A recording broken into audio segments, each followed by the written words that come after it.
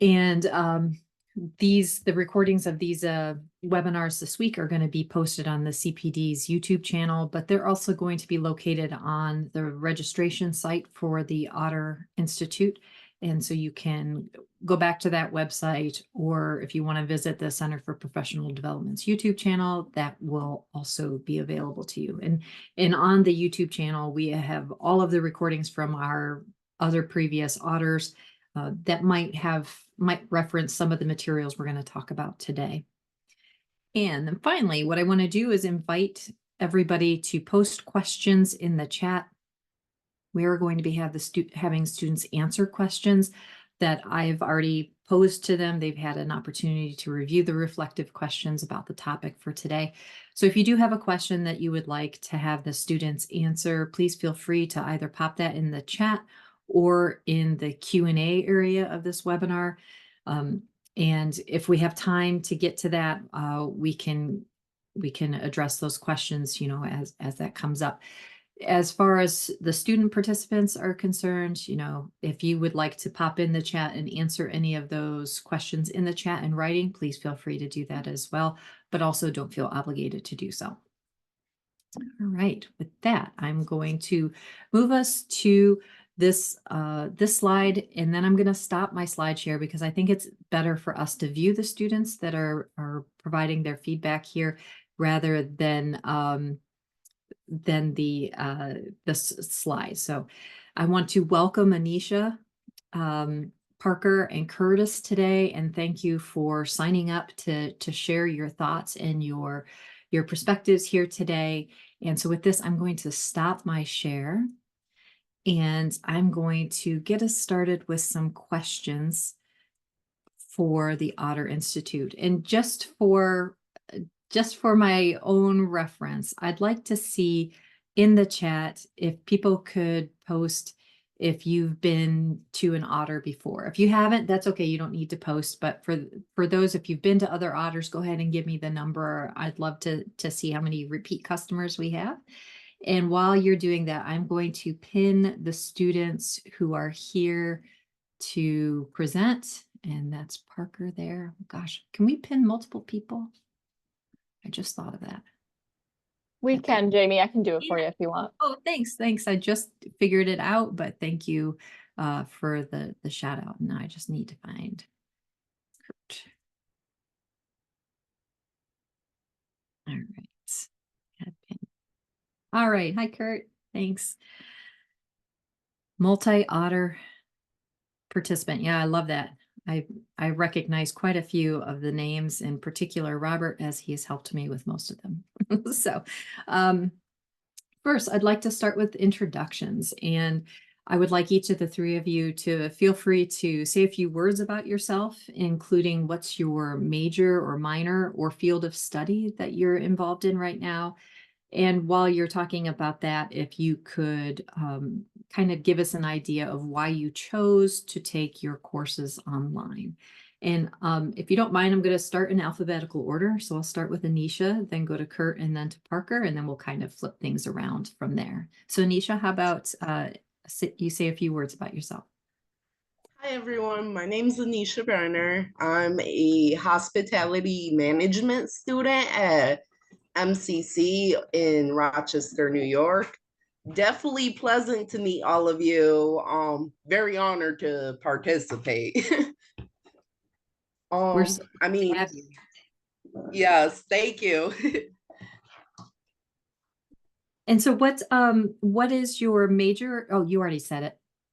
Hospitality management. No, you're all right. No, you are perfectly okay. And then what made you choose to take a course or your courses online? So I chose to take a course. So I am a full-time mother too. So I do have 3 kids. Being online, honestly, they know my schedule, they know my routine, get work done while they're in school. In person, I almost went in person, but I also had to think of like my kids. My youngest is autistic, so he does have a lot of appointments, and both my kids actually have different types of appointments. So being in person would have been too difficult versus being online. Um, if I could say one thing about being online, I feel like it is very more helpful, like the professors emailing back and everything. And then even just watching the videos or online textbooks, and it allows you to highlight the pages.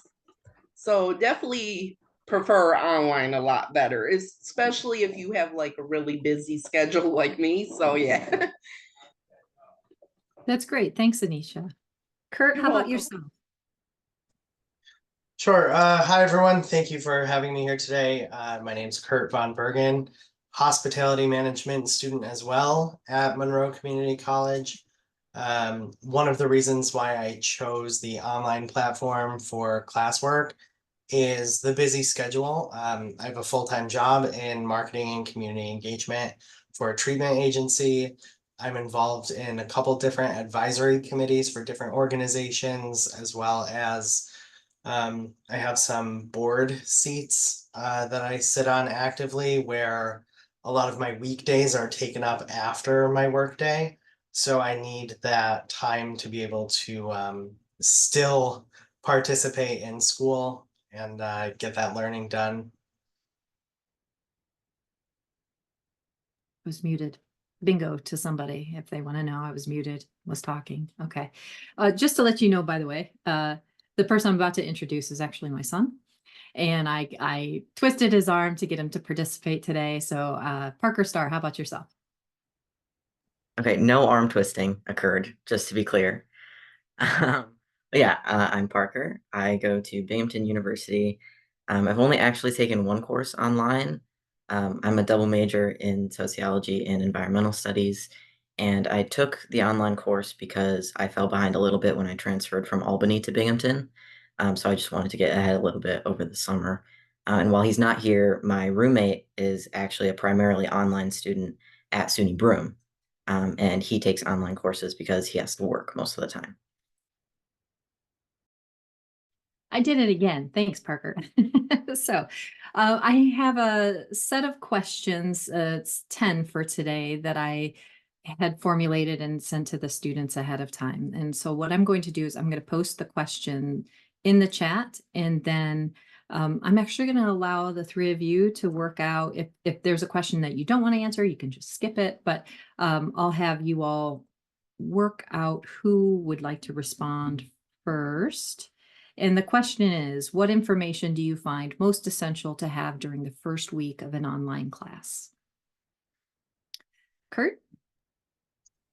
Yeah, well, in the first week, I'd like to know deadlines for exams and homework. I've taken a couple online classes where they let you see your entire syllabus and all the modules up front that you can click into, see when your projects are due. That way I can plan out any of the special events that I have to do in my personal life or vacations. You know, I don't want to take a 6-day vacation when I've got 3 papers due across my different courses. So I think that that's important information to have right up front. Great. So Parker, you're next. Yeah, in my one online class, we were scheduled to meet 4 days a week, but as it turned out, we only met 2 days of the week. So I feel like, especially since a lot of people taking online courses have to work and have other obligations like childcare, it's important to get stuff like that out of the way first. My professor was actually very kind and moved the schedule around us because we all had jobs. So stuff like that would be appreciated right up front, because that's important to get to like our managers and stuff. Great. And Anisha, do you have any thoughts you'd like to share on this? Yeah, so I definitely feel like just so long I have an understanding of the course stimulus, like for assignments and everything, just even understanding from the assignments and what we're supposed to be expecting in the first week of class, like deadlines and everything. So just so long I know all of that, and like they were saying with the schedule and everything, that would be great. all my professors been very helpful so far. So fingers crossed for the rest. That's great to hear. All right, I just want to see if there's anything in the chat. Oh, I see Carol asked a question. All right, Carol, I'm gonna mark that for the end and we'll come back to that. But the next question I have for you all is, how can the initial setup of an online course empower you to take charge of your learning journey? Parker? Yeah, so this is kind of taking that question from the opposite direction. So when I took my online class, it was session 1 of the summer session.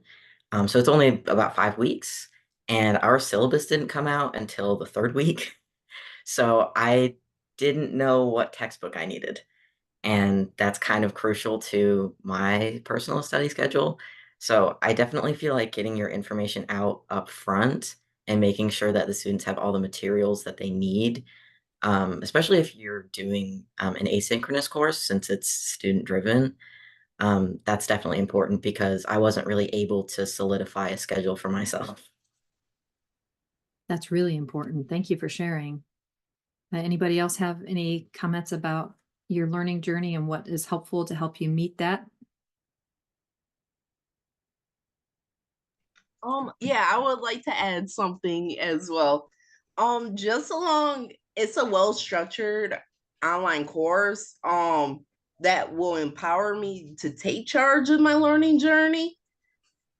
Just along, I have a clear road and everything, clear mind, and I can get through the semester with no issues, no problems. That's the number one thing on my list, is just that. Great, I appreciate that. Great. So in terms of when faculty are presenting you with information about their course materials in those week 1 materials, their syllabus, other helpful resources that they're providing to you, how do you prefer to be introduced to the course structure and expectations? Like, what works best for you? A link to a syllabus, the document created directly in Brightspace, announcements, course emails, etc. So what are the different ways that might work best for you to be introduced to those? Kurt? Personally, for me, I like to see the document embedded right into the module, for scrolling purposes. But I also think it's important to have various different methods for that, because I have talked to other classmates who find things difficult where I find it easy, or vice versa. So, everyone has a different method of learning. So I think it's good to put it up in multiple different ways. Yeah, that's a great point, Kurt, and I'll get to you in just a moment, Parker, but we talk about this a lot when we talk about a universal design for learning and that multiple modes of representation, right? So what might work for one student might not work for the other. And so what you're speaking to is the need to maybe not just put the syllabus in as a document directly into Brightspace. You could also upload it as a file. Maybe you could do a video where you're talking through that syllabus just so you can meet the different needs of those students, right? That's a great point. Thank you, Kurt. And Parker, how about yourself? I was actually going to piggyback on that and say that having it embedded in the course is definitely easier on desktop. But if you're using the Pulse app for Brightspace, stuff like that is actually, you have to do the launch course page thing. And I'm not sure, since Brightspace is relatively new to a lot of people, I'm not sure everyone knows how to do that. So I do definitely think it's really important to have those multiple ways of getting to people. And also, as I think I'm younger than most of the other people here, people my age are not great at checking their emails. Really not good at checking their emails. So having stuff in Brightspace that you might have just had in an email, if you want to put that in like an announcement or something, that would probably be helpful to a lot of people. So what you're saying is, in addition to providing maybe the video or the uploaded document or the document embedded, maybe posting an announcement that links to those and shows you where they are and then makes it easier for you to get to it. Yeah. All right. That's a great bit of feedback. Thank you, Parker. Anisha, how about yourself? Honestly, like I prefer the video introduction and everything. Just because I'm more a hands-on person, so I have to see visual pictures. Like don't get me wrong, I do love textbooks. I love that stuff too. But unless the textbook's like full of color, then yeah. But I prefer definitely the video introductions or like the announcements professors post, or even just emails from the professor as well.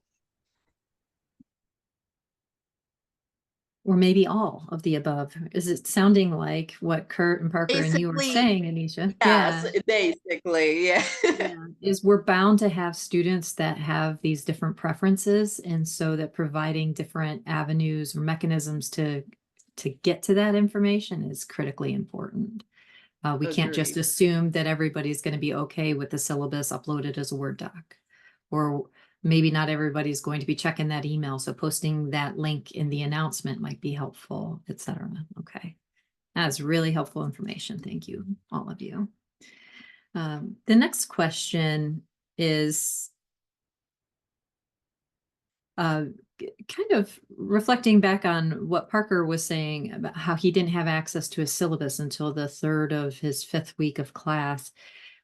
Everybody's going to encounter some sort of barrier to their learning journey, right? Maybe childcare is not stable for that first week, or maybe you don't have internet at your residence in that first week, etc. So the question is, what strategies have helped you overcome challenges during the first week, and how can instructors facilitate this process? Parker? I think this might be a little bit difficult for some people, especially people my age, have trouble like advocating for themselves in the classroom and like reaching out to the professor if they have a problem. Um, Personally, I'm getting better at it. I don't know. It's only my second year, so but reaching out to the professor, I feel like a lot of times I think you guys just don't realize that there's a problem, like something just slipped your mind or there was a technical issue or whatever. Um, but I've generally had both in person and online good experiences with just letting the professor know that there was something going on, and everyone has been really accommodating. But I do think that that can be a little bit more difficult when there's no face-to-face interaction with the professor, because it's kind of hard to gauge how receptive they might be to that. Hmm. So I feel like kind of setting up a good rapport with your students might be helpful, to, helping them feel safe to reach out to you if they have anything wrong and feel comfortable with you.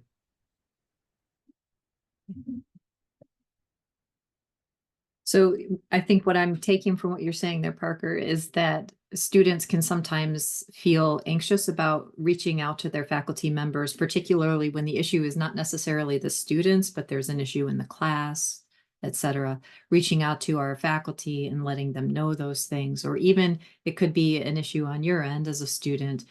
So the faculty maybe need to understand how to create that sense of psychological safety for you all so that you can provide that feedback, maybe model it first or whatever to meet those needs. Okay, great. Thank you. Anybody else, Anisha or Kurt, want to comment on what strategies have helped you overcome challenges during the first week Sure. and how instructors can I'll facilitate? go ahead. So I will also say like creating a schedule, setting reminders. Also, definitely like participating in discussions have helped me overcome challenges. I mean, like we just started our preview week for the semester today. So that's for like, from last semester, kind of some strategies that I've used. And then I feel like if just along you have open communication with your instructors, I feel like if you guys are on the same page and everything, I feel like you'll have a great successful semester wise. Great, thanks, Anisha. And sorry, Kurt, I just wanted to follow up with Anisha about that. So it's you that's creating that schedule, setting reminders and participating in discussions that's helping you kind of set yourself up for Yes, success? that's correct. Okay. Because I feel like when I had first started college and everything, I didn't really have a steady schedule or setting reminders, so kind of did fall a little back. But then soon as I started putting myself on the strict rule on schedule, reminders, reminding me for class assignments, quizzes, it definitely helped me out a lot. That's helpful to hear. Thank you, Anisha. And Kurt.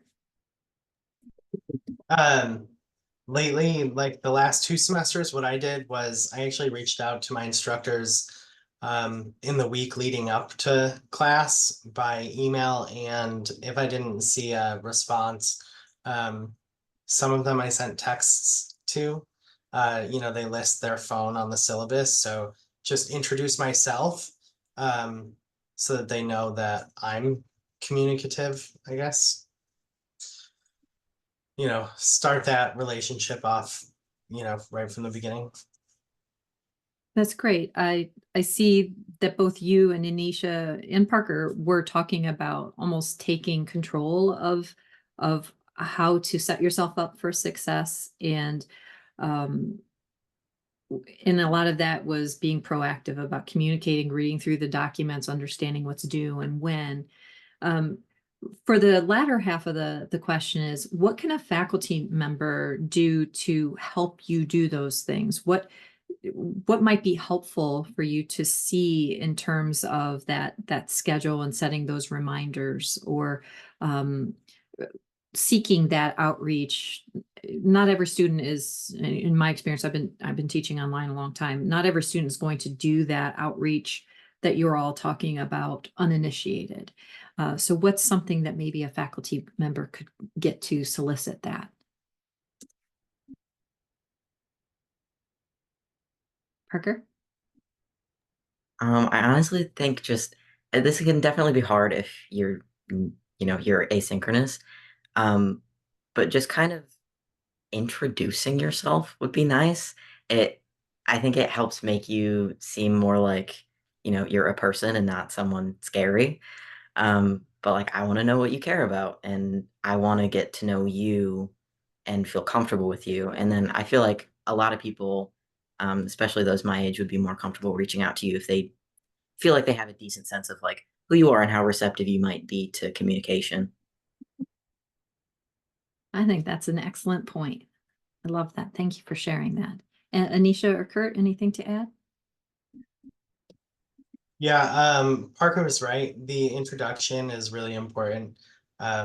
Also, just being transparent and direct in the beginning. If your first announcement is, "Hi, my name is, this is one of my interests. This is what I look forward to. This is how to reach me. If you have any questions, night or day, just shoot me a text or an email." Whatever the best method of communication is for the instructor is obviously what we would want as the student. If the instructor doesn't check their Brightspace messages, why would I continue sending messages there if they would prefer a text or a direct email? That is an excellent point. Thank you, Kurt. Anisha, anything to add? They basically said the perfect answers. Okay, that's great. I'm all good with that. Thank you. Okay, so the next question is, can you share an experience where the first week of an online class was particularly effective or ineffective? And maybe give an example of each if you have those examples, and why they were either effective or not effective. So I'm going to post the question here in the chat, and then great. Anybody want to respond to that question?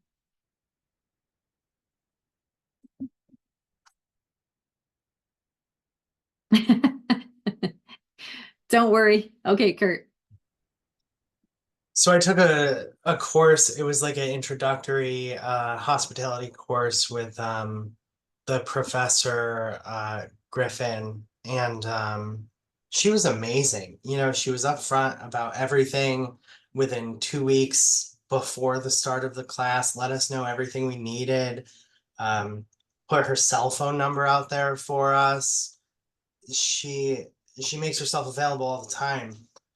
You know, I've sent her emails, texts, I've called her. She's always just been available and responds within a couple hours, you know, based off of like her own schedule. But that made the class really, really easy, welcoming, felt very comfortable reaching out, even when I felt like my question wasn't like a valid one. Um, you know, when I doubted my own question, I still asked it anyways because I figured, you know, she was going to be good with it.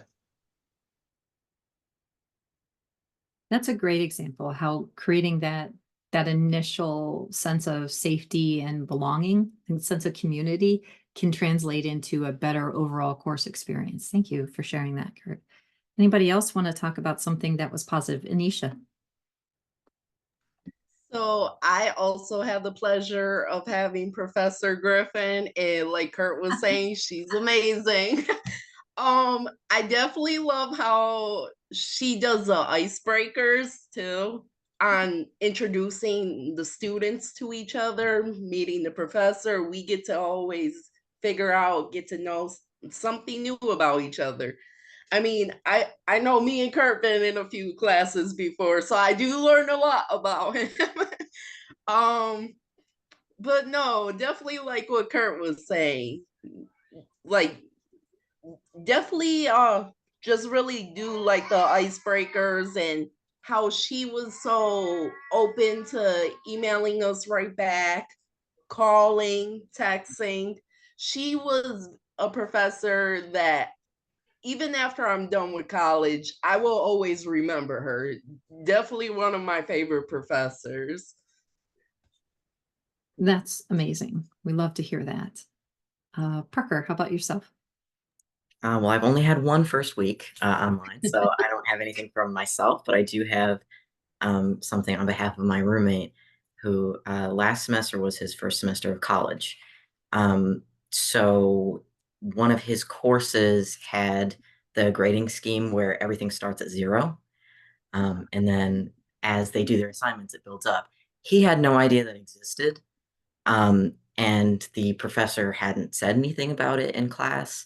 I'm not sure if it was synchronous or asynchronous, but the professor hadn't said anything about it. And so he really panicked when he submitted his first assignment and saw he had like a 40% or something. So I think if you're teaching introductory courses, or maybe if you know you have any transfer students who haven't taken courses like yours before, definitely don't omit things that you might think are obvious because they might not be obvious to everybody. Yeah, I will say that is a frequent issue that was coming up in our surveys of students about grades in particular, starting out with that treat ungraded items as 0 as a setting in our grade book. It can be very, very frightening to a student when they hand something in and now you're still flunking the course. Like it's a lot. So that is great feedback, in particular about grades, being forthright and open about what students can expect. And we can discuss this when the students are done providing their feedback, but there are ways that we can change settings in Brightspace so that students don't have to experience that kind of drop in the stomach and the anxiety associated with some of those things, as well as ways to be a little bit more successful. I know that we're probably going to get asked this question in response to both Anisha and Kurt about what kind of icebreaker is effective. So if you can let that marinate in your brains for a little bit, we're probably going to come back to that in a little bit to ask about that. But the next question on our list is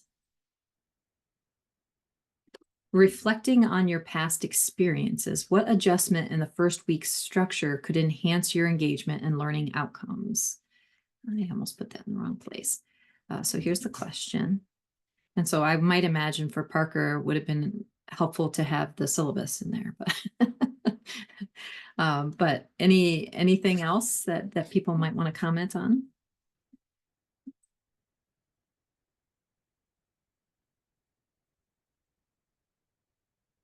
Anisha. So I would just say more interactive content, more clear instructions, and just earlier feedback opportunities. Because don't get me wrong, I've had few professors that give you feedback like literally the day before. Maybe it's a project, maybe a essay. I just like having enough time wise to get feedback so I can go back and improve to make my assignment better, or at least for a better grade wise. Just along, I feel like those few items, I feel like we would just have a better successful year, semester, school year.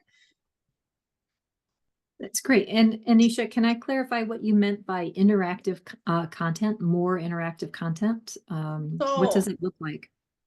So basically like that, like I did have a couple of professors telling us watch a video maybe for instance. And basically with that, they didn't really give too much good detailed description on what we were supposed to do with the video, or if we were supposed to answer an assignment, or also a couple of the folders that they may have for the assignments didn't really match up with the exact assignment. Okay. So just meaning more like that. Same with like PowerPoints or just instructions too as well. Okay. To understand why it's relevant and important for you to do those It- things. And Exactly. Like I said, I'm a visual learner. So when my mind works like where I see a video and if I don't see no type of instruction or anything to tell me what I'm supposed to do with the video or like the assignment, my mind go a little crazy on that. that's really helpful. Thank you, Anisha. You're welcome. Anybody else? Kurt or Parker, the question is, what adjustments in the first week's structure could enhance your engagement and learning outcomes?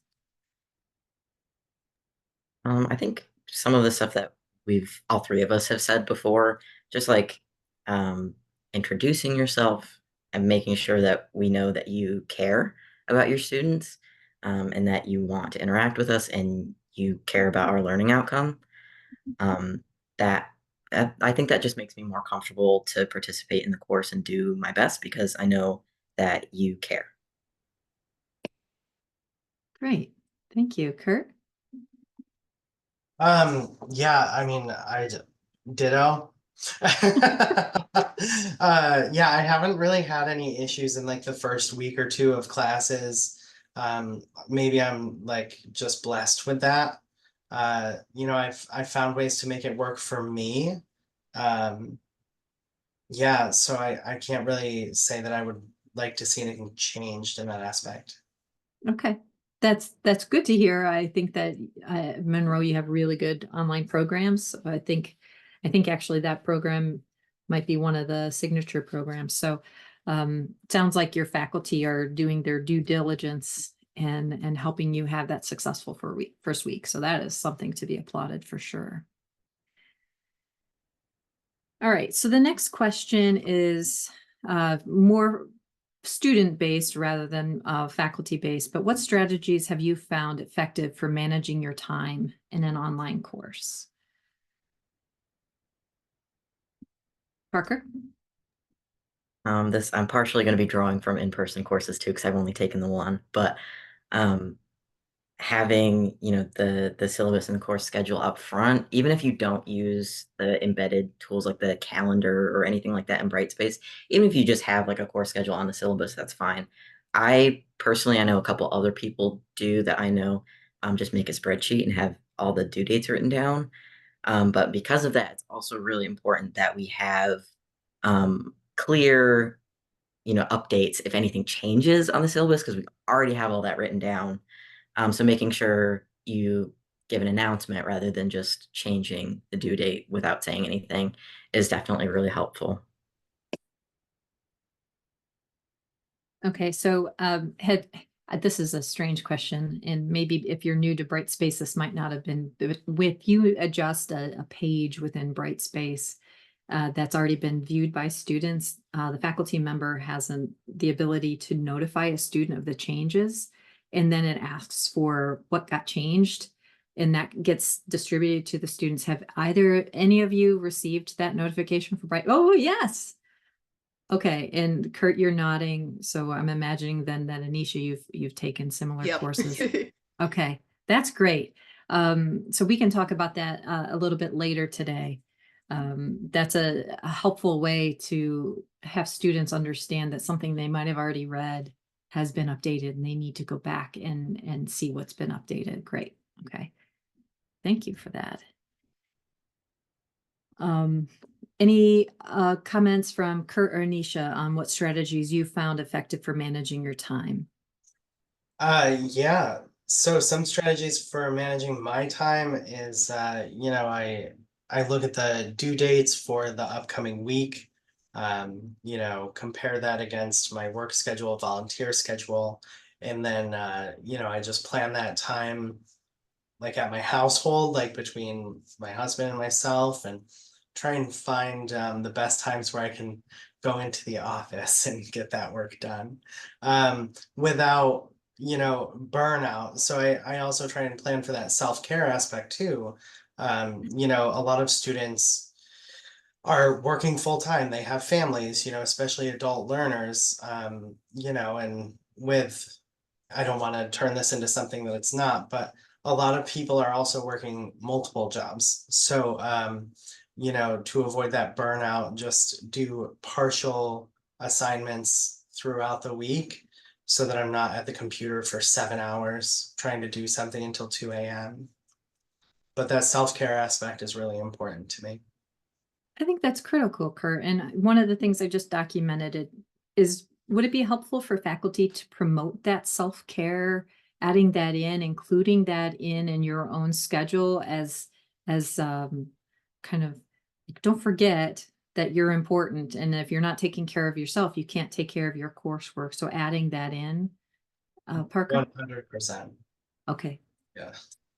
Yeah, in some of my in-person courses, I've had on the syllabus messages like, you know, if anything is going on, reach out because, you know, it's more important that you take care of yourself and we can work something out on the education side of things. So definitely, if nothing else, just letting your students know that you're available to make something work if they're having trouble in their home lives or they need some time or anything like that. Great. Thank you. Anisha? Honestly, kind of like both what they said. Definitely just making sure check out the deadlines and basically fitting your own personal life into with your school schedule. I mean, I volunteer a lot. So like and then time with families, wives, husbands, kids. So definitely like they were saying, definitely 100% agree.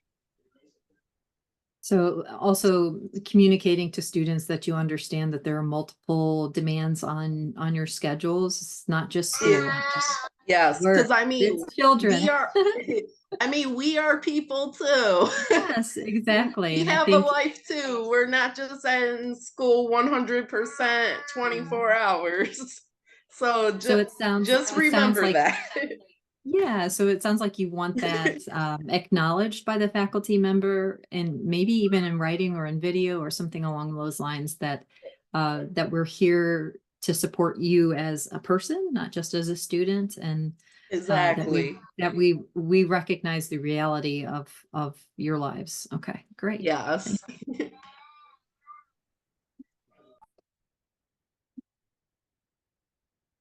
I'm just documenting that so we can come back to that a little bit later. All right. So from what it sounds like, all of you were talking about how you manage your own time, how you set up that spreadsheet, as Parker was saying, or as Kurt was saying, he tries to determine when he's going to sit and focus on work, and the same with Anisha, right? Working through all of your scheduling demands. So what can how can instructors assist students in developing better time management skills for online learning, and recognizing that it sounds like all of you are already expert at that for yourselves, to whatever extent we can all be experts at managing our time. But if you have something from a fellow student who maybe shared something with you, or if you think that there was something that a faculty member could do that would help you manage your time a little bit better, what might that be?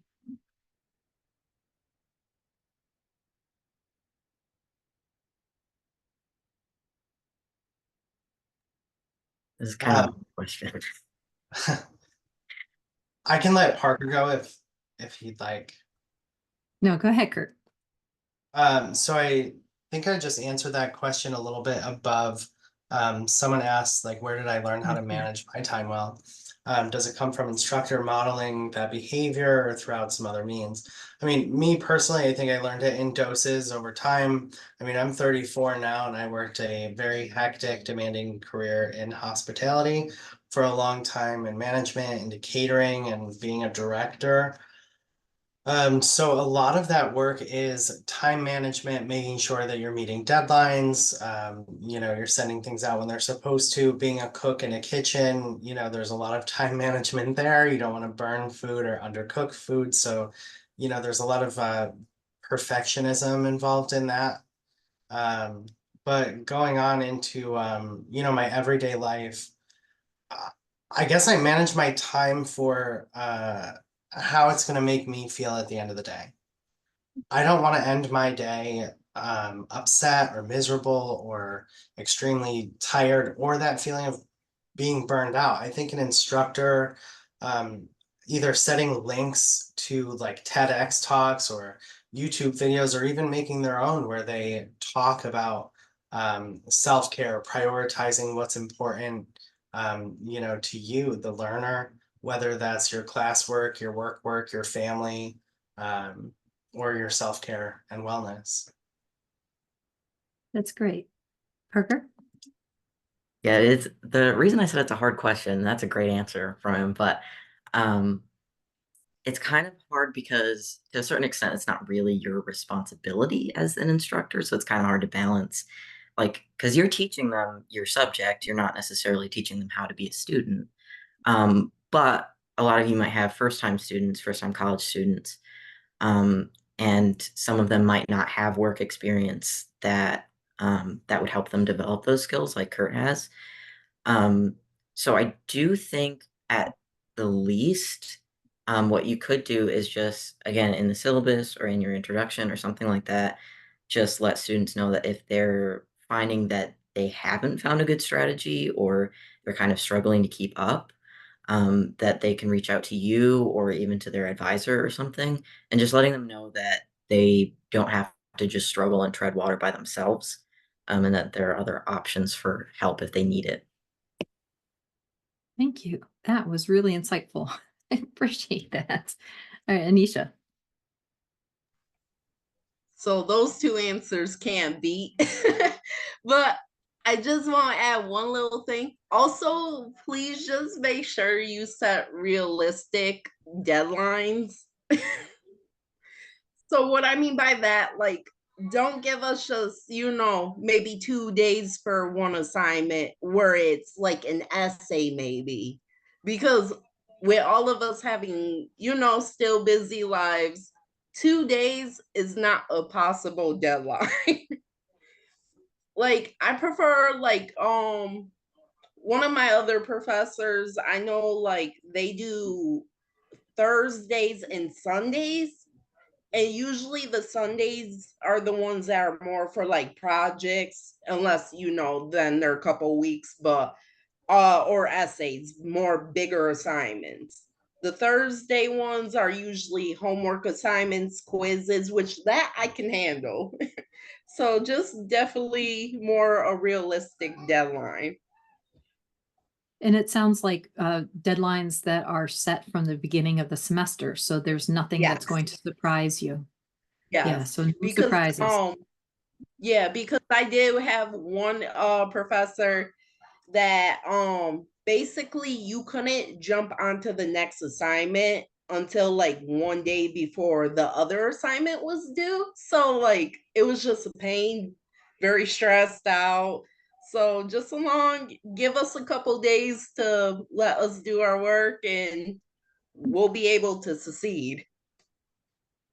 And so that brings to mind, Anisha, in terms of bright space, there are ways for us as faculty to limit whether or not students can submit something early, but still be able to see what those assignments or discussion questions are so that you can anticipate as you're going through the materials, but you're never surprised about what's coming up. So it sounds like that might be something we might want to talk about in this next hour. Okay, great. Thank you.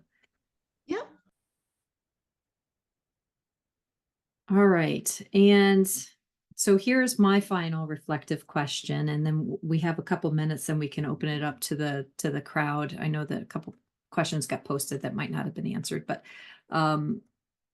the question is, do you have any other feedback or perspectives you wish to share with our faculty about your experiences with the first week of class?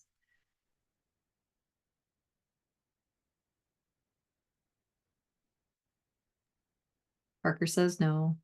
Kurt does. Okay. I would assume be prepared for a lot of questions. I mean, I myself will ask questions about certain deadlines, or, you know, is there a grading curve, or is it just, you know, how it comes? Depending on what's missing from the syllabus, I'm gonna have questions. So if I'm one of your students next semester, I'll be in your inbox. That's great. Thank you. Anisha, how about you? Anything you'd like to add to the questions that have been posed to you already? Honestly, Kurt did the right answer. That goes for me too.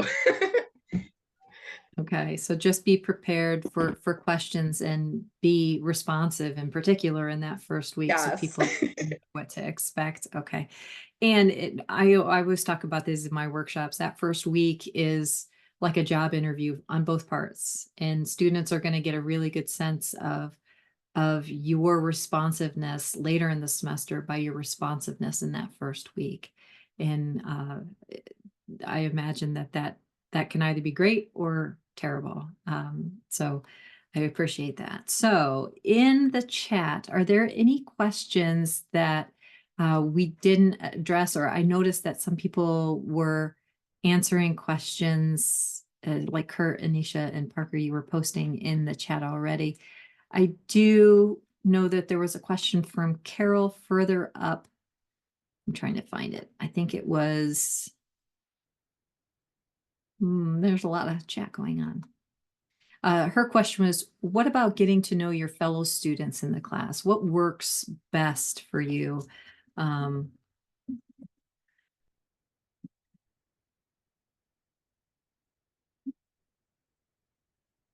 So this might go back to Anisha and Kurt, you were talking about your Professor Griffin's great icebreakers. So are icebreakers a good way for you to get to know your peers or what other ways might be helpful for you to get to know your peers in your asynchronous courses? Kurt? Sure. One of the icebreakers that I remember from the class that I took, she used Brightspace, and we did video and audio messages, and it was, you know, introduce yourself, where you're from, what your program is, you know, basically like 2 truths and a lie. And then, you know, the rest of the class would have to do like, you have to respond to at least 3 people. And then if you're the original poster, you then need to respond to at least 1 person who responded to you. So it does kind of force the interactions throughout different classmates. And I'm the type of person that needs to see every single notification gone. So I listen to every video that's posted and I read like every entry that's done in the discussion. So I was able to learn a lot about my entire class and then like move on. So I think that that's a great icebreaker because then you get to know the person a little more throughout the discussions, you know, as you read about their opinions and their thoughts. I think it's a great way to do an icebreaker. Great, Kurt. So when she did the video or audio, was that using the tool within Brightspace, the video note? Gonna think back to it. Yeah, it was. It Yeah, was right so- through Brightspace. Yes. Right, so you didn't have to have something outside of Brightspace to create that. So you were just using the tool right there. Okay, great. Yeah, I've had other professors ask to like make YouTube videos and then like drop the link into the discussion. But I did Mm. like the video creator that's right within the module. Yeah, nice and quick and easily accessible Mhm. to everybody. Okay, great. Thank you for that. How about Nisha or Parker? Anything about getting to know your fellow students in class? What works, what doesn't work? What might work, right? That doesn't necessarily exist or hasn't been done in your experience. Anisha. Basically like what Kurt has said too. Honestly, if I can hear you visually talking, awesome, because then I'm the type of person that I can kind of feel like your personality, especially when you're expressing about yourself and everything. I could tell, you know, might be a very excited, happy person, like me, for instance. But yeah, honestly, no. Like I really like the voice and commenting back to classmates, just learning new facts. And then it could be a student that you've been in a class before with, a student that's brand new that you don't know who it is. Honestly, just like what Kurt was saying, definitely like that interaction. That's great. Thank you for that. Parker, do you have anything to add there? And if it's not online, maybe something that was done in the classroom, that's always helpful too.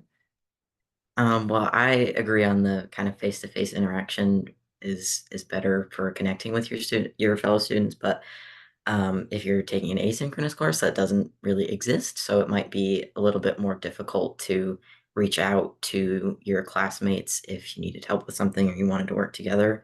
So it might be, if someone is up for it, a decent idea to, you know, in those like introduction posts, maybe have them post if they're interested in like a group chat, like a class chat, or something like that. Or maybe you can create one yourself and have people join if they want to. Just kind of making sure, like they said, that even if it's not face-to-face, students are able to interact with each other, because it definitely helps a lot with our performance in class. That's great. That's very helpful. And we can talk about it later for the faculty in the room. We can talk about some tools that we have in Brightspace that will help us achieve a lot of the things that you were all talking about today. So, all right. Any other questions for our students before we start talking as faculty about how we can hear this feedback and incorporate some changes into our course materials, or we can share with one another some of the things that we do in our class that meet some of these. Donna, you raised your hand. Yeah, I always grapple with the best way to do that introduction. And I've tried Padlet, and I've tried some other tools.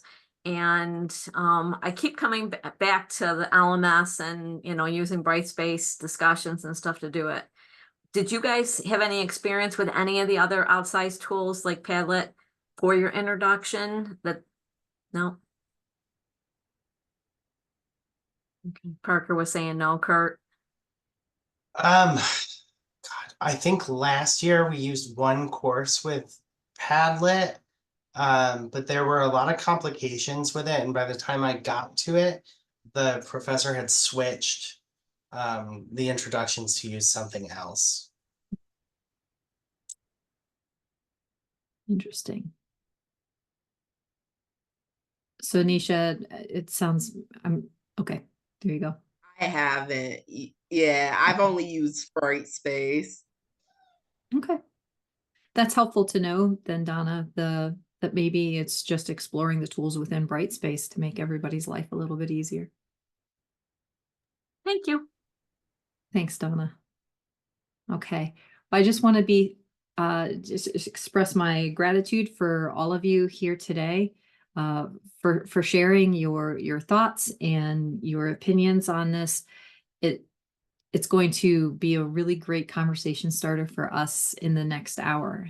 That being said, you are welcome to stay on for the next hour and kind of lurk and maybe respond in the chat. That is certainly not something you have to do, but you're welcome to stay. With that, oh yeah, of course, we're so happy you're here that of course we're listen enthusiastically. So no arm twisting, that's Jay. Jay's a good friend of mine, Parker. So and he is honest, I didn't twist his arm. He was more than happy to participate. So so what we're going to do now is we're going to shift a little bit away from hearing student perspective. So I'm going to unpin the students. And if you need to leave, please feel free, or also stick around if you'd like. But I think what would be helpful to us now is to reflect back on what the students were saying, and for us to brainstorm different ways that we can use Brightspace to help us meet the needs of our students, or how we can change some of the ways that we approach writing our syllabi or our course communication. We'll talk more in depth about course communication tools tomorrow, but what we can do to make our courses the most student-friendly and set our students up for the most success. Yeah, same, Abby. We can talk all we want in these webinars about like what we think is the right thing to do. You know, those of us who are instructional designers or online faculty, etc. Like we have an idea for what works well, but we don't know until we ask students whether or not those work well or not.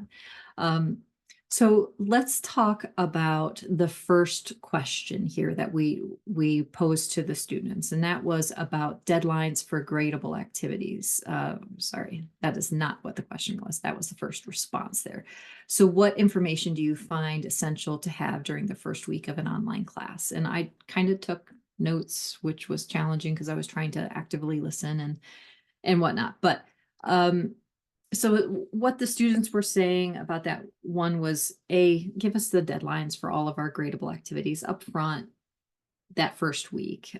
Make sure that the entire syllabus and the modules are available up front so students can preview them.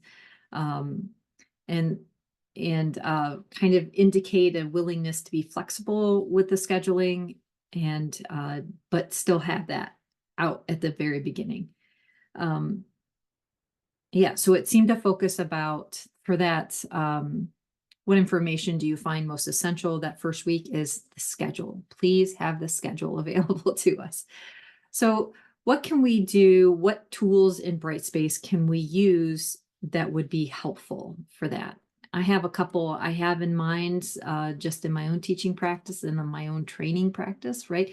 But and those might be the date manager for us. They will also be the course calendar, etc. But what other tools might we use in Brightspace to help our students get an idea of the deadlines or the things that are expected in any given week? Any thoughts or comments?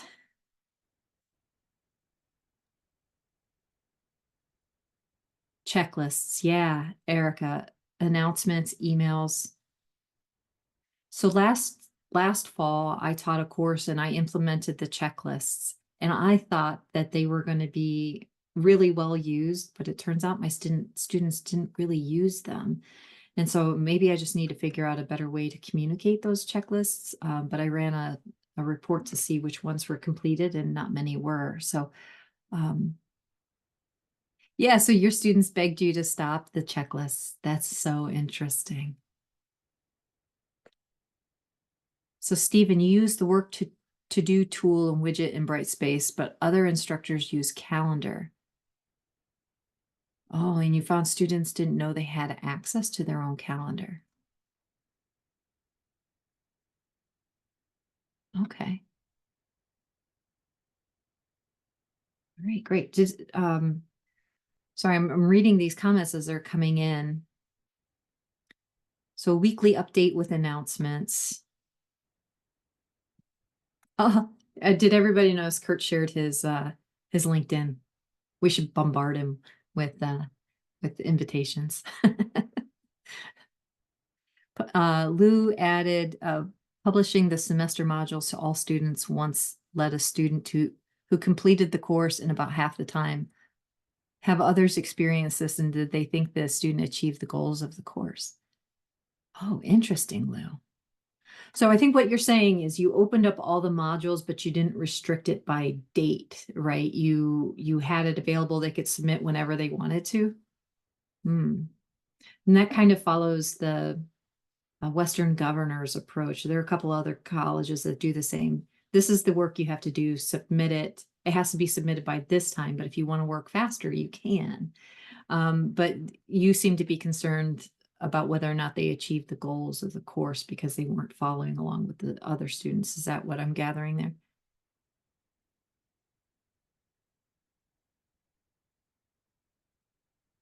Okay. And more kind of indications that the checklists in Brightspace might not be their favorite thing to do. Yeah. So let's talk a little bit about the dates in Brightspace and how we can set those so that it's helpful for us as faculty, but also helpful to students. So what I'm going to do now is oh, that's the wrong link. I'm going to open up Brightspace here.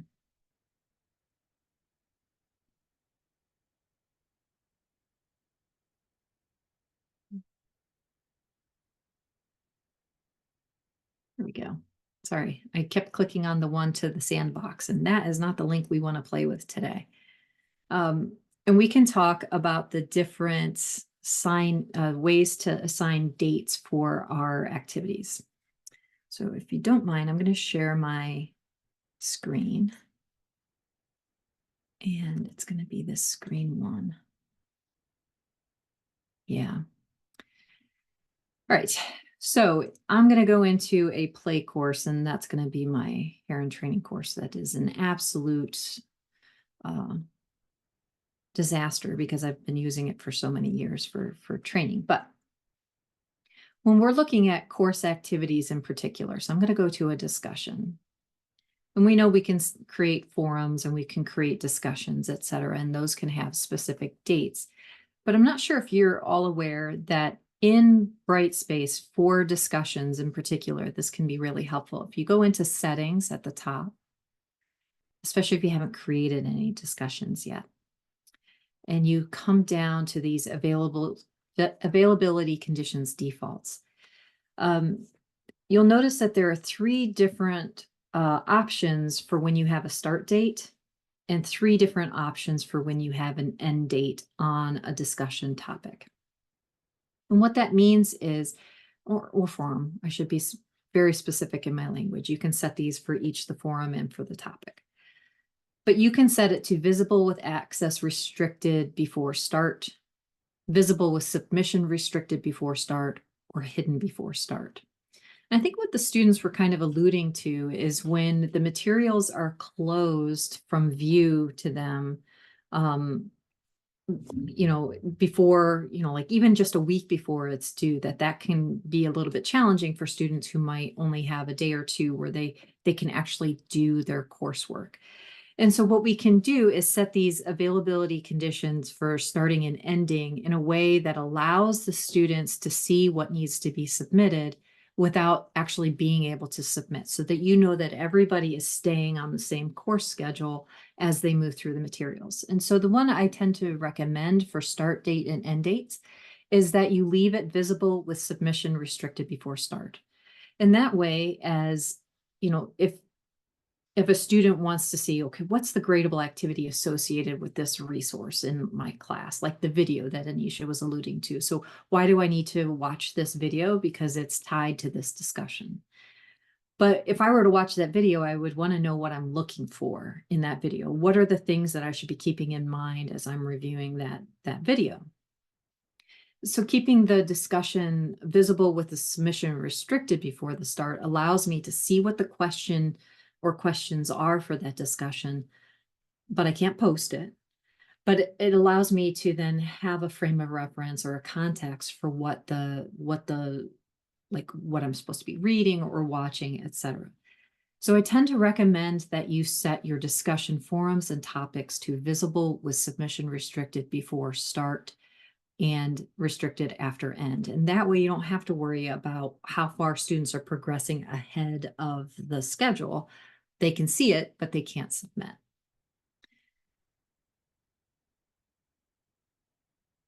Right. Okay. Right. And the other great thing then is when you're putting these dates in, you can see then that as you're adding a date in for the discussion topic, right? So here I am in the discussion topic. I'm going to edit these availability dates and conditions. And when I click into here and I choose a date, right now my default, because I just set in my discussion settings, is visible with submission restricted. I can always adjust that. But what I can also do is add that availability date to the calendar. And so students who know that they can use the calendar will see that, hey, you can see this, you're not going to be able to submit until this date, kind of thing. And you can click save and close. All right. The same can be said, by the way, for your quizzes and for your assignments. So then for an assignment, if you go in and you want to edit that assignment, and under availability dates, you have a start date. And you can say visible with access restricted, visible with submission restricted, hidden, etc. Add those availability dates to the calendar. So again, I do visible with submission restricted beforehand, and then the end date visible with submission restricted. And so this is another good way that we can help keep our students on the same schedule with the discussions and assignments and quizzes. Because they can still see it, right? They can still get back into that assignment, but then they can't submit it after the due date. And so that's, for us, that helps us limit students submitting things late if we don't want them to submit late, or if we have to, have the student reach out to us if they're going to be submitting something late, etc. All right. And then the same would be said for the quiz. It's the same feature then as with assignments with the start and the end dates, and just setting those dates and times. And I want to show one more thing, and I see some questions in the chat that I'll get to. One way to work around then these dates that we've set for all of our students kind of globally, so that they can't submit work outside of this period of time, is we have access to what's called special access, or setting an accommodation here in Brightspace, so that if a student, we know ahead of time, we have all of our scheduled due dates for our students on our calendar, on our syllabus, and they reach out and they say, you know what, I have a conflict this week. I have, maybe in the case of Kurt, where he has, other responsibilities with boards and other kind of volunteer activities. Maybe he needs to be able to submit something early, or he needs to be able to submit something late. We can use that special access to allow our students, to give our students that flexibility, but still maintain those dates for everybody else. So one way you could manage that then is for this same assignment, you could edit the assignment. Go back to the, is it under this or that? Yes, it's under availability, dates and conditions where you can manage that special access. And you could give, say, you could change the due date, you could change the availability dates for a student or more in your course so that they sit outside those standard dates you've set for everybody else. So we can use the different options in terms of start and end dates, you know, what we want our students to be able to see or not see and when, but also leverage special access so that students can work outside those dates if they communicate that with us. So Timothy asked, is there a way when you're importing a previous semester's class to automatically clear any of these availability due dates? Does that happen already? So Timothy, I'm wondering if your question is, you want to start from scratch or what you were getting at with that question. You can come off mute if you'd like. Thank you. Yeah, so if a class was already set up with kind of availability and due dates for those assignments, which are consistently going to be in all subsequent semesters of the same class, when you import that to the new semester's shell, I know a lot of cases, at least in the past, those due dates were still in there. So you would have assignments coming up on the calendar that the students already couldn't submit because they were already due. And I didn't know if that was changed or if there was a kind of a global setting that could be used for something like that. Yeah, that's a great question. And it actually, I know people at the help desk get this question a lot because students will say, I can't submit this. And that's because the due date is from last year. So there are two things that you can do as a faculty member, and partly it depends on which campus you're from, because not all campuses have their faculty copy their course materials from semester to semester.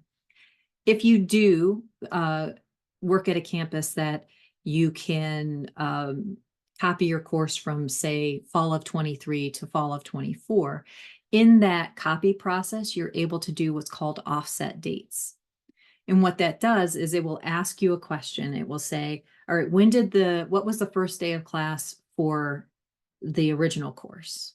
And then it's going to ask, what's the start day for the current class, right? And it actually asks time too. So you might say August 25th, 2023 at 12:01 a.m. And then for the current course, then you would say it's going to be August 26th, starting at 12:01 a.m. And it will calculate the number of days in between that. And it will offset every single date that's not typed in. So I want to be very careful how I say this. So when I set that start and end date in that discussion topic or forum, that's a date that will get offset. But if I type in the instructions of an assignment, a date and a time, it will not change text. It only changes the dates you've entered using their calendar, if that makes sense. All right. So that's what you would do if you were doing a course copy. And alternatively, and if you forget to do that on a course copy, or if you've already copied your course for the semester, there is a tool in your course admin panel. So if you go to course admin, and I have mine sorted by name, not by category, by the way. So if you look by name, it's in alphabetical order, and it is manage dates. Right. And so what I can do then is, I have this advanced option here. I can select all of the items in my course here. And I can bulk offset all of these dates here. So if you don't have to copy your course, or you've already copied your course and you didn't offset your dates, you can do that here. So you click bulk offset dates. It's going to be which dates do you want to include? And I want to calculate a range between two dates. And so this might be 2023 at 12:01, and this is going to be 8/19/2024 at 12:01. And you can see then that it's going to offset those dates by 366 days. Now, this is not perfect, as someone mentioned in the chat. It's not going to adjust these dates in a way that is perfect, especially if you're copying between a fall and a spring. Like we have different breaks. We have like typically an October date, we have Thanksgiving dates, etc. And in the spring, we have, you know, the spring break and a couple other holidays, etc. But it's going to get you closer. And then what you can do is, rather than going to each individual gradable activity or announcement or anything, is you can use this tool, the Date Manager, to offset or to adjust dates here. And I highly recommend this as a part of your getting started for the semester kind of thing. So say, for example, I want to make sure all of my announcements have the correct dates. I could filter my manage dates by tools, and I say, just check my announcements, and click apply filter. And it's going to bring up all of my announcements, and I can adjust these dates. I can make sure that the start and end date of an announcement matches what my weeks are for that syllabus, etc. You can do this for assignments, apply that filter, and you can, you know, make these changes here. You can click right into this, adjust that due date. You can adjust the start date here, etc. So, Timothy, I hope this answers your question about making those adjustments. This manage dates, in addition to the offset dates and course copy, is your friend that first before the next semester starts. Okay. Is there a way to not copy the dates? I don't know the answer to that question, Laura. That's a good question. I think that you can.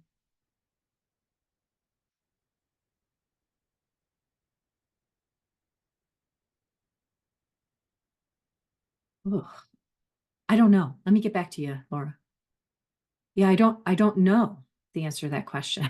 So we just have to, this is just one way to work with these. I love learning new things about Brightspace, but at any rate. All right. So any other comments about making course content available to our students using, you know, the calendar, what settings might be the most helpful in particular, given the students' feedback today?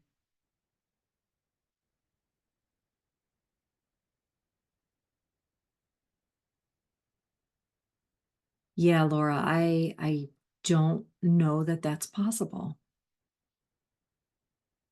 But I'm gonna play around and see what we can find with that.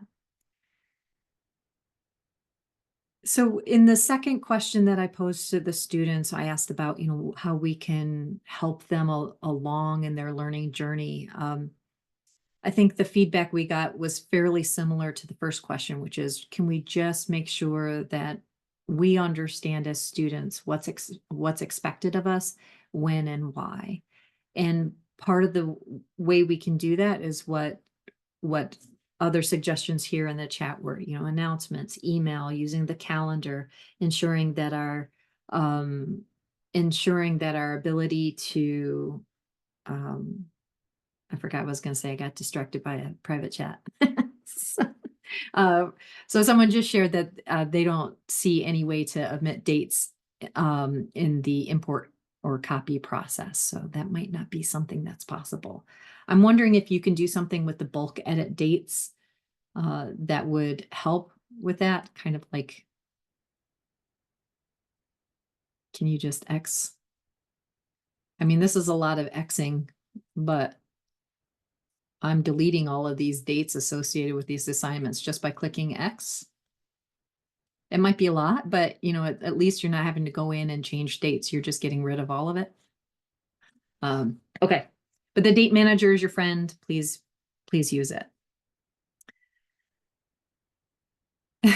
Good. Well, at least we're thinking along the same lines, Laura. All right, so the next question is, how do you prefer to be introduced to the course structure and expectations? And the comments were mostly like, make sure that we have access to information that we need to have access to in that first week. And maybe consider having it presented in multiple ways. And I love that the students were, without even understanding what UDL or Universal Design for Learning was, they were already saying intuitively that that's what seems to work best, is giving students options. This might not work for me. This works for me, but I know it doesn't work for my friend, etc. That kind of thing. And so can we talk about the different ways that we can provide access to critical information to our students? The syllabus, how we were talking about, you can either create the syllabus directly in a document or a page there in Brightspace. You can upload a PDF, you can upload a Word document. You could talk about it in a video, etc. So what other ways might we be able to present information to our students that might be helpful to them?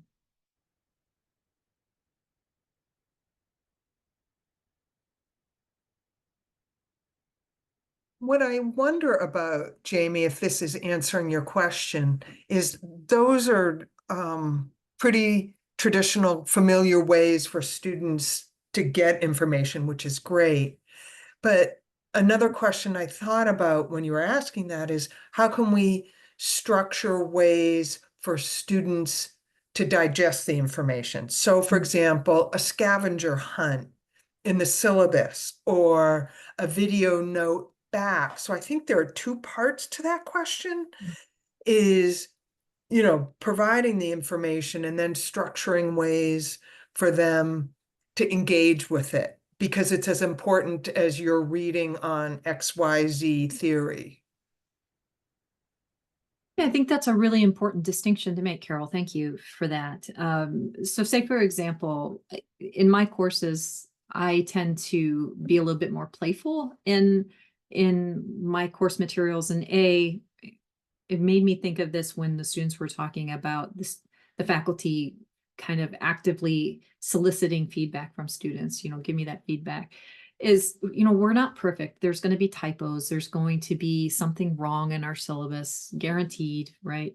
But making it so that students actually are encouraged to find those. And so I have scavenger hunts for my syllabi. And like, if you find an error in my syllabus and you're the first one to post or send an email to me about it, then you get extra credit or something along those lines. So it's not just, as Carol was saying, having multiple modes of representation of our materials, but also creating different ways for them to interact with those materials. So let's brainstorm some ideas here on how we might do that. So scavenger hunts.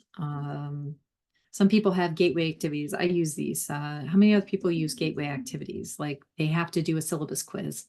They have to answer really specific questions about what's included in their syllabus in order to gain access maybe to Module 1 activities or something along those lines. Anything else people have recommendations on?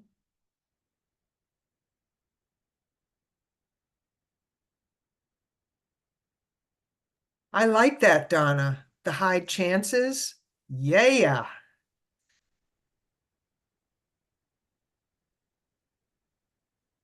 I've tried it a couple of different ways where I've actually let them know at the beginning of class that they're hidden in there.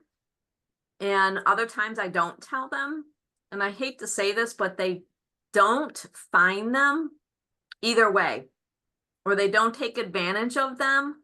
It's always my high achievers that find them and use them. And they're the ones that usually don't need the extra credit points at the end of the class. There are a few that it helps.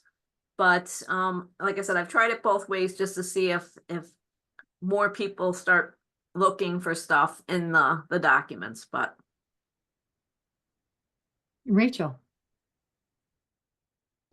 I was reading an article about a classroom-based activity to do this with you pair up the students, and it's like a think, pair, share, find the things that are still confusing about in the syllabus, but I was thinking for an online environment, instead of maybe that first post of introduce yourself, they get broken up into small groups and they get a topic like, well, you get the grading criteria, you get the schedule, or you get some part of the syllabus. What is still confusing?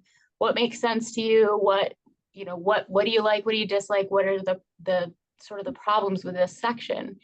And the students in that small group have to kind of work through what those areas are rather than the introductory posts. So they're kind of forced to work together in that first week on something that they have to read the syllabus to do that. And I had read another article that talked about doing that at the end of the semester, and that you post the syllabus in like a Word document, and the students leave notes or comments throughout the semester. Like, this was way harder than we thought it was going to be. Like, we read the syllabus at the beginning of the semester and this project seemed really easy, but at the end of the semester, this was a nightmare. Like, that kind of running commentary throughout the whole process. So it might be a good way to introduce that running commentary by throwing it up in a Google Doc and say, okay, what do you think are the problem points, or what do you think are the challenges? And have like kind of see at the end of the semester what that might look like for them. That is really interesting, Rachel. Thank you for sharing that. Wondering if like we can implement almost both, right? So at the end of the semester, say what was challenging, and then what adjustments can I make it to my syllabus next semester to respond to that, and then have my students go through the think, pair, share, and then at the end, reflect back to the beginning. That's really interesting.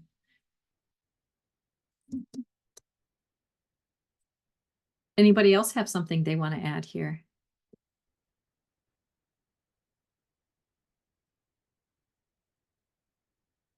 Okay, well, if not, then I want to get to the next question, which is what strategies have helped you overcome challenges during the first week, and how can instructors facilitate this process? And what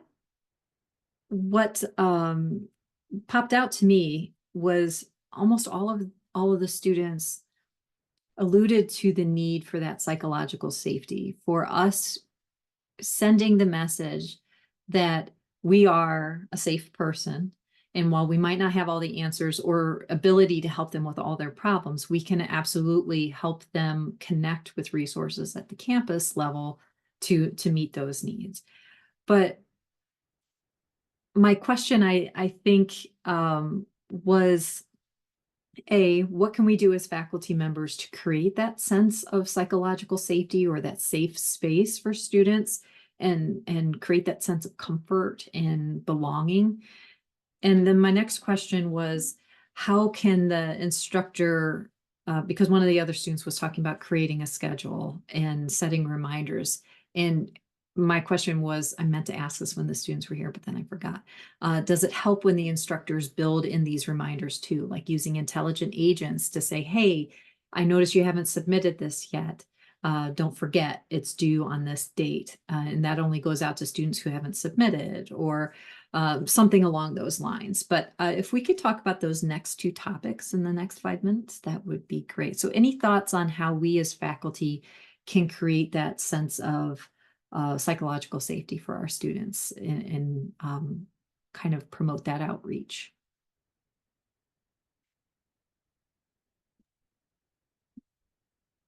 Can I say something? Sure, of course. I know that Lisa Dubach, my supervisor, put in a few intelligent agents to let students know if they missed something, and then she used the codes that would pull their name into it. So they immediately felt like the email was non-electronic, and it was coming from personally coming from the faculty after looking and seeing. And the students were responding to her and saying thank you for reminding me of this. And it was something that she set up ahead of time, and then it automatically would run on the assignments. So yeah, I think that's great. So does everybody know what Donna's referring to, the replace string? I'll put it in the chat. I couldn't remember the name of it. It's a senior That's okay. moment. I have a lot of those lately. I have Halfzheimer's. I get it. As my dad says, not Alzheimer's, just half. but my dad's full of dad jokes. But at any rate, I just put it in the chat and it's the first name. And you can use this replace string anywhere except for the actual content of a page in Brightspace. So if it's a title, if it's in a description for a module, if it's a link, if it's in the grade book and you're adding feedback, if you're writing an email using intelligent agents, right? And so what it will do is replace that string of characters with the whichever user is looking at Brightspace at that moment with their actual name. And so it personalizes, as Donna was saying, that intelligent agent that might have sent a notification to 15 students that they still need to submit their assignment. But when they get that email, it's going to say John or Donna or Robert, right? And it's not going to just be this kind of boilerplate email out to everybody. So I think that's really helpful. Anything else in terms of what the instructor can do to help create that schedule or set reminders, or how we can create that sense of psychological safety?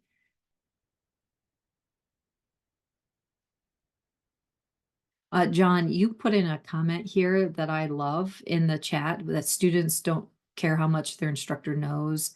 They know until they know that their instructor cares. If you notice, all three of our students said something about wanting to know that the faculty member cares about the students. Like they're there not just for a paycheck, they're there to learn from somebody who wants to share and be a part of a learning journey. I think that's kind of critical. Yeah, so Stephen's saying one way we can do that is be consistent from day one until the end of the semester. Like how we perform in this interview, this first week of class, is how we should perform every week in our classes. And if we can't, to also be open about that too. So maybe you have a conference one week and you're going to be a little bit behind, or you have a kid who's sick with COVID or something, but even sharing that with your students allows them to understand that we're people too, and we might need to get feedback to them on an assignment a little bit later than we typically like to. But absolutely, but we're not superhuman, right? We have things that get to us. So using those tools like announcements and email to communicate that out is also great. Yeah, John, absolutely. We have to be responsive and timely in getting back to students. I will say that the overwhelming feedback from students on those surveys that we do about Brightspace comes down to wanting to know how to get the faculty member to communicate back with them. And I think we all know, because you're here, right? That's something that we're aware of, and work hard to make sure that that's not our student experience. There's nothing worse than crying out into the void. Who's singing the Sting song, Message in a Bottle? Anybody else? Or it's Please? Me. You're welcome. That's now going to be stuck in your head for the there you go, Todd. For the rest of the night. You're welcome. There are worse songs to have in the back of your heads. So Jay's saying, letting the students know how you want to communicate. I know some students said they texted faculty, but in classes of 300 plus, maybe not wanting. Yeah, I don't give my cell phone number out. And I think that's an okay thing. I'm not comfortable with that. I don't, right? But there are other ways that we can manage that. So I don't text, but if you email me in Brightspace, I have my notification set, so I get a notification on my phone, which is just as good as a text. Or you could use a Google phone number, as John was saying, or you could use the Remind app, where you're getting that interaction without sharing that personal information. So I think that those are good options for us. Yeah, so Todd, I agree with you. And I know, I know some faculty are really comfortable giving out their cell phone number, and I applaud that, but not everybody is. And I think we should be okay with that too. And I don't think all students want to share their phone numbers with their teaching faculty either. Like I wouldn't. Yeah. Okay. The next question I asked was, question was I asked? Okay, what weaknesses have you encountered during the first week that could be improved? Did I skip that question? I think I skipped that question. I don't remember hearing it, no. I totally skipped a question. I was like, why am I short on time? Anyway, that's why I skipped a question. So anyway, can you share an experience where the first week of an online class was particularly effective or ineffective? And I think our students, for the most part, shared some things that were positive about course preview, which is not something that's required on all of our SUNY campuses. Some campuses do require that their faculty have their course ready for preview the week before. And it sounds like that's very helpful in having faculty make themselves available to them, right? Icebreakers and et cetera. But I think if we listen to some of the criticisms, it was make sure that when you open your class to students that your materials are updated, like having a syllabus available on the first day of class is probably pretty critical. And Todd, your comment in the chat in response to that was pretty epic. So, but anyway, the one other thing they were talking about is that grading scheme starts at 0. So I'm not sure if everybody knows what that means, but I want to share with you my screen on this and talk to you about which option is preferred and is now the default for our grades. What happened in that faculty member's course is when they set up their course, they had it set to something called treat ungraded items as 0. So I'm going to come into the settings here for my grade book. You can either do this through, by the way, the wizard, or you can come here into these settings, and I forget which one is under calculation options. So we have these grade calculation options, and the first is to drop ungraded items, and that's the default now.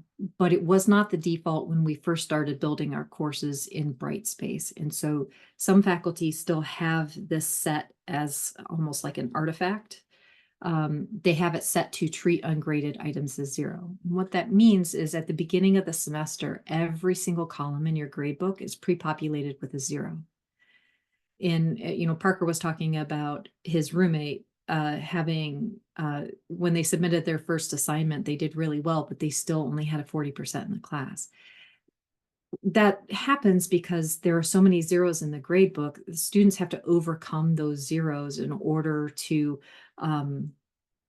in order to pass a class, they'd have to be almost 3/4 of the way through the semester in order to have a passing grade. So you can imagine that might be a little frightening, particularly if it's their first online course, if they're maybe not confident in their abilities as a student, et cetera. So what we recommend instead is to drop ungraded items. And that's what that means then is that each column in the grade book is filled with a hash mark, and that gets treated as a null value. So until the instructor adds a grade that the student has earned or the 0 that the student has earned, it doesn't get calculated against the final grade. This is the default now for that specific reason. It tends to be less stressful. It does create a little bit more work for faculty because you have to enter in zeros. But in terms of creating or adding those zeros, it's really simple for discussions and assignments. And for adding a 0 for a quiz, you just have to go to the gradebook and add those zeros. One way to do that, well, I should also mention, by the way, that they're going to be launching a new option in the gradebook. I know Donna's thrilled. I'm thrilled too, because this makes choosing that default of drop ungraded items even more palatable to faculty.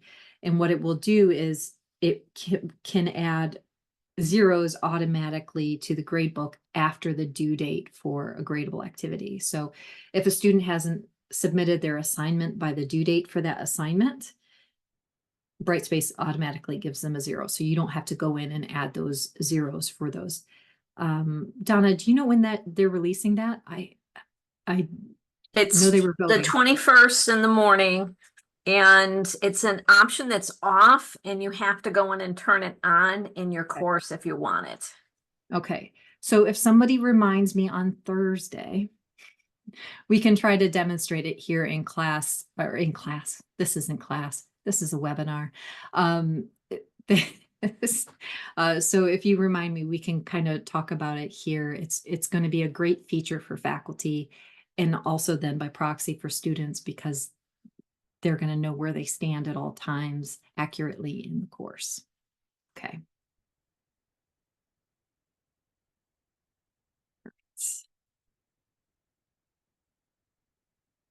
Let's see. I see people were talking about the preview week in the chat. Yeah, it's different on each campus, right? It depends on what's written into each campus contract and what's the faculty expectations are, what the department expectations are, etc.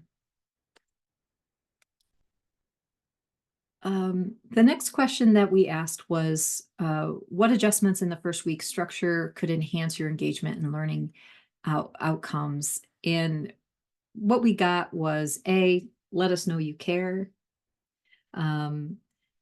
Provide earlier feedback opportunities and provide more interactive content. And my take from that was, in the first week, give them opportunities that are low stakes to participate, to submit, to play around with the system, and then get feedback as quickly as possible to them to let them know if they need to make any adjustments. And that's just in the first week, but I think that also holds true for the rest of the semester. If you're going to expect them to write 5 papers, you should give them feedback on the first paper right before the next paper is due, just so that it's formative assessment and not summative assessment in the terms of that paper.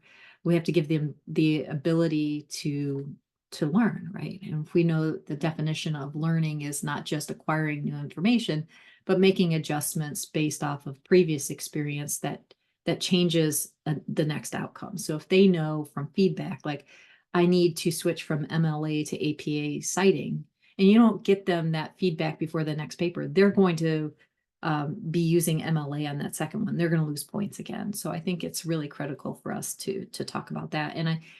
And I added that feedback topic specifically so we can talk about that more in depth with other students later this week. So what are some ways that we can work to provide really clear instructions, set those expectations? What are some things that we can do to help our students understand what's expected of them? Anybody want to add some things into the chat or come off mute?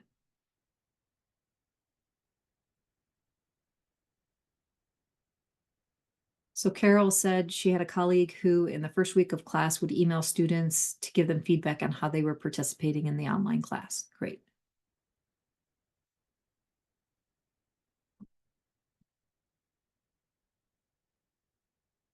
Okay, so Dee says she uses preview week activities, but also keeps those open during the first week in case people didn't come in during preview week. They're only coming in during the time the course is active. Ooh, John, interesting. So you've been using AI to rewrite your content to make it more understandable. Interesting.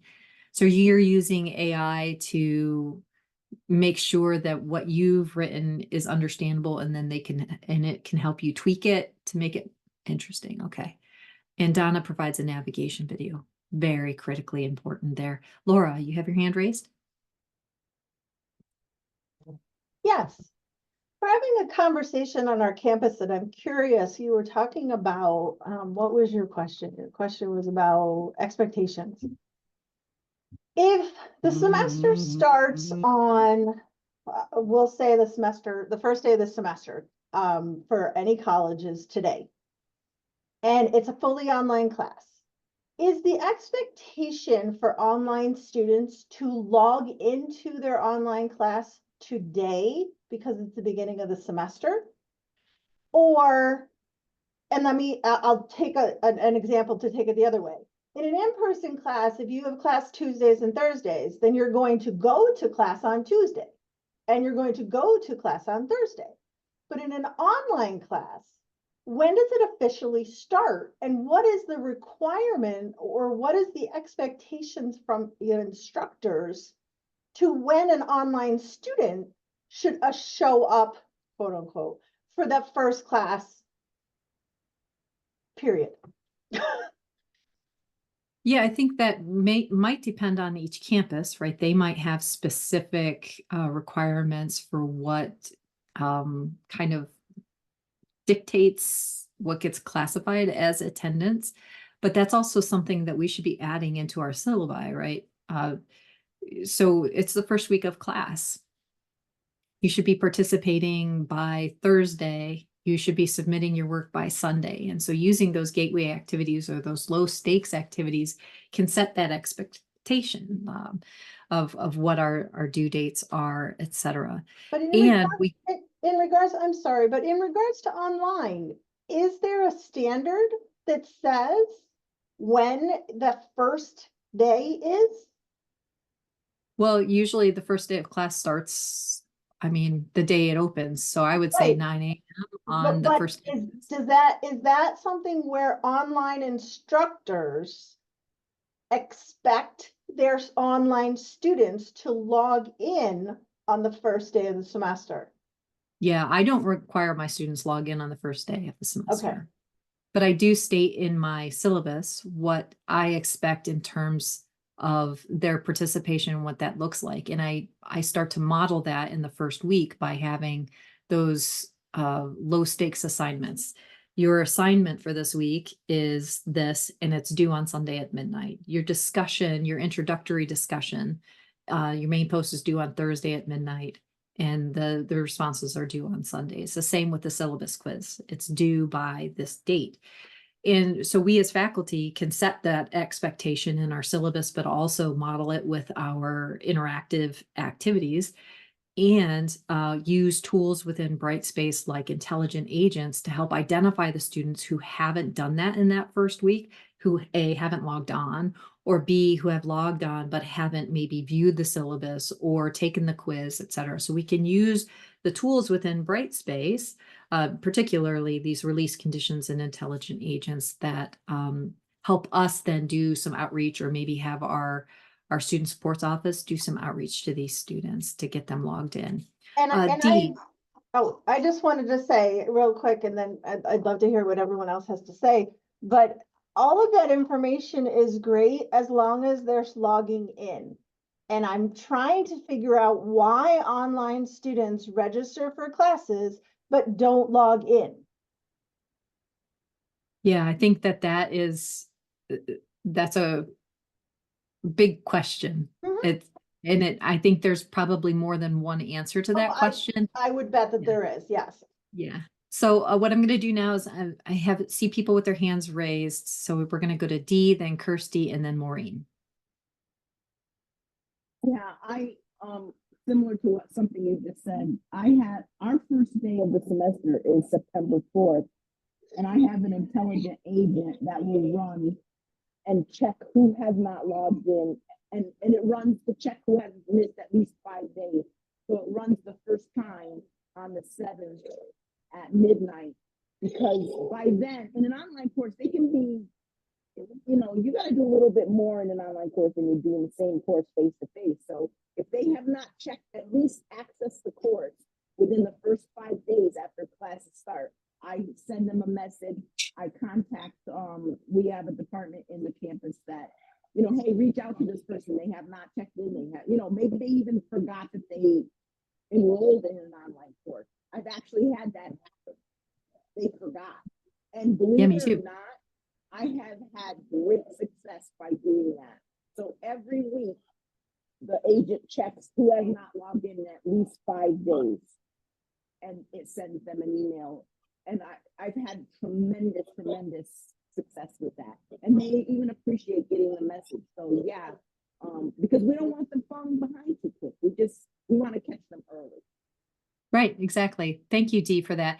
And your audio was a little kind of crunchy. I don't know a better word to describe it than crunchy, but so for people who didn't quite catch all of that. What Dee does is she has an intelligent agent that's set up that for students who aren't participating in the first 5 days of class, she gets a list of students who aren't doing that, and that allows her to engage in some kind of activities that will pull them into the class. And I think that's great. That's okay, Dee, don't worry about it. So Kirsty. I posted before in the chat, in terms of helping students out and also this logging in issue. We do have a policy and the students are made aware of that by their advisors, but where our classes run in 7 weeks. So if a student doesn't check in the first week, you know, a good portion of class is gone already. But we use exactly the same format in every single one of our classes in our program, so that when a student comes to the class for the first time, they're guaranteed that every class forward uses the same template, and then also the same policies apply across the program. So the students get a 5-day preview period. They can post in the About Us or introduce themselves. They can see the whole course and everything that's due.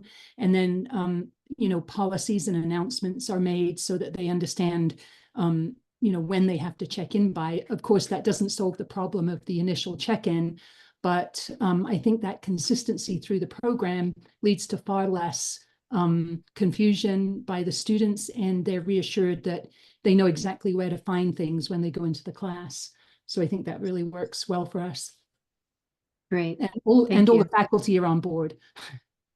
That's the important part, right? You can set all of these great policies in place, but you have to have people that implement them. Yeah. Maureen. Hi there. So I agree with Laura, and I've had that situation before where I've had a student log into my course a week late because they attended a different college as well. And like Rockland has a different starting date than Orange, and Ulster might have a different starting date. So they don't know.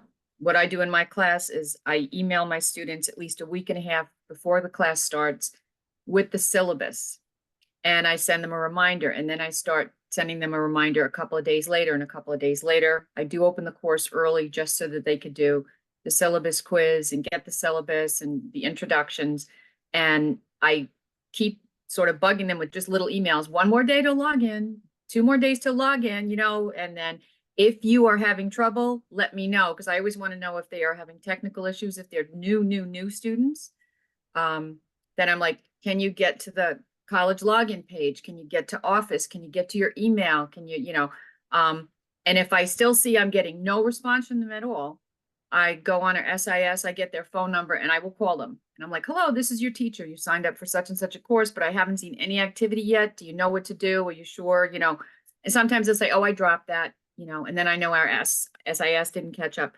But I kind of sort of go after them aggressively in the beginning because they can feel so lost. If they miss a week or two, I think it's just a constant struggle. They just feel like I can't do this, and I don't want them to feel that way. So yeah, I kind of hunt them down a little bit. Yeah, I think that that's an excellent way to demonstrate that you care, right? And that's one of the other things that our students were emphasizing. It's not just about how much you know, it's about, do you care about me as a person in this class and in my life? So I love that, Maureen. It definitely demonstrates care. All right, so I've gotten a couple questions, and I know we're running low on time, about VideoNote itself as a tool as part of a discussion to get students interacting with one another by video or just audio, depending on their preferences, but also as a way for us to provide information in a format other than just written language. So I'm going to demonstrate where you can find VideoNote. And you can find VideoNote literally anywhere there's a rich text editor, as long as it's activated on your campus. So let me show you an example. I'm going to come here to announcements in this training course. And if I go to create a brand new announcement, I'm not going to enter anything into the headline because I'm just going to skip over this, but where you'll find video note is anywhere in your course that has a rich text editor, which is what this is here, right? And in the icon that says insert stuff, in that menu, you'll see add a video note. And this is where it's not going to work right now because my video is being shared on Zoom, but this is where you would create a brand new recording and whatnot. And so you could provide that set of instructions, by the way, to your students and include that in a discussion for them to, go back and forth with one another, because it sounds like Kurt and Anisha's professors did that, which was really helpful. But it's also a really quick and easy way for us to create a welcome video. We don't have to have any recording equipment. We just use this tool right here within Brightspace. And if you have a webcam on your laptop, or you have an external webcam, or you could even create it on your phone, right? If you were using the Pulse app or logging into Brightspace through your phone, through the website, etc., you can use that video note tool. And so what I will say is I've been taking notes throughout this whole session today. What I'm going to do is create a guide based off of the student comments and other comments from you all in the chat and whatnot, so that I provide all our instructional materials on how to do these things, like how to create a video note, how to create an intelligent agent that identifies a student that hasn't participated in something, how to create announcements, how to use the date manager, etc.